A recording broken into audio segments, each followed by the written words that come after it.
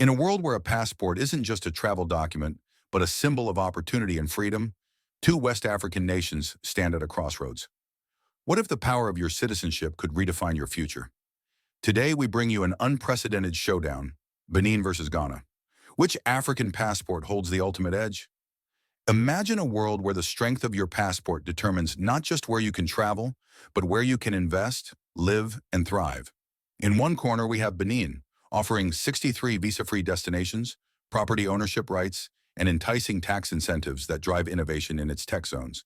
In the other, Ghana, boasting 65 visa-free countries, but with a lease-only policy on land and different economic models shaping its future. Today, we dive deep into the geopolitical and economic forces behind these contrasting policies to answer one burning question: which African passport is truly stronger? This is more than a comparison of numbers. It's a story of history, identity, and the race for economic dominance in a continent on the rise.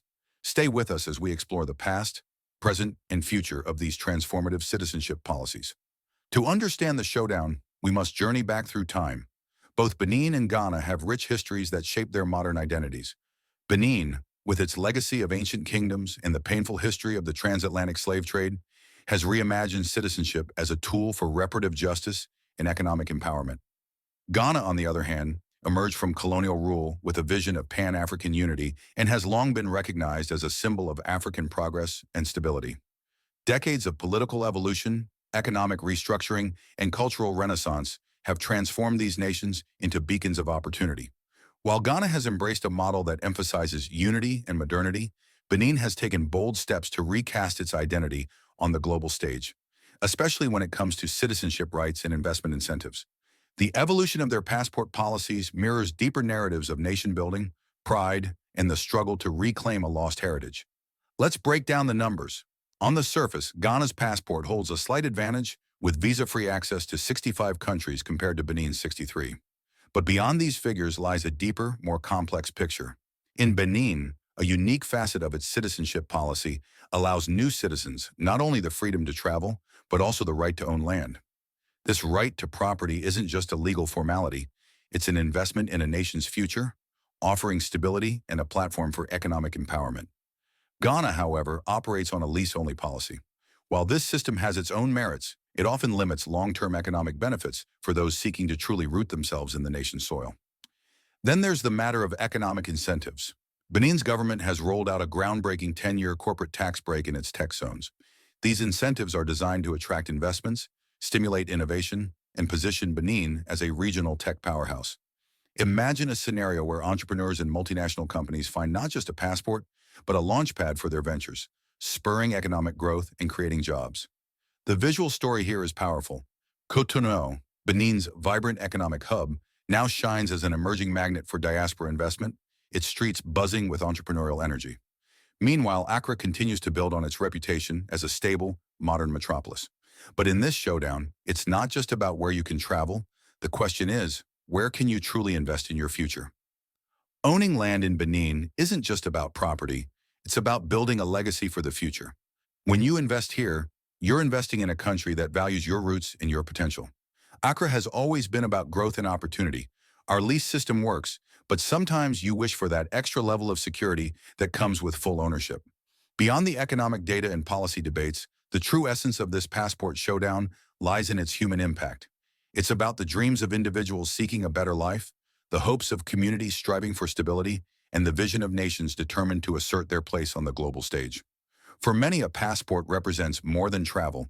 It embodies identity, belonging, and the promise of a future unburdened by the limitations of the past. Take, for example, the story of Amma, a young entrepreneur from Accra who dreams of launching a tech startup. For her, Ghana's modern infrastructure and dynamic urban environment are the stepping stones to her success. Yet she wonders, if given the option, could the investment opportunities and property rights offered by Benin provide a more secure foundation for her ambitions? And then there's Kwame, a seasoned investor with roots in both Ghana and Benin. He recalls his childhood memories of playing on dusty roads in Accra and his visits to the bustling markets of Cotonou. It's not just about numbers, Kwame confides. It's about legacy. It's about choosing a place where my children can grow up with the freedom to own, to invest, and to dream without borders. In this debate of passports, policies, and potential, We're reminded that every law and every incentive ultimately shapes the lives of millions. It defines how a nation positions itself in a rapidly changing global landscape, where economic competitiveness and personal freedoms go hand in hand. As our journey through this passport showdown comes to a close, we are left with more than just a comparison of visa-free access or tax incentives. We are faced with a deeper question. What does it mean to belong in a world where economic policies, property rights, and national identity are in constant flux?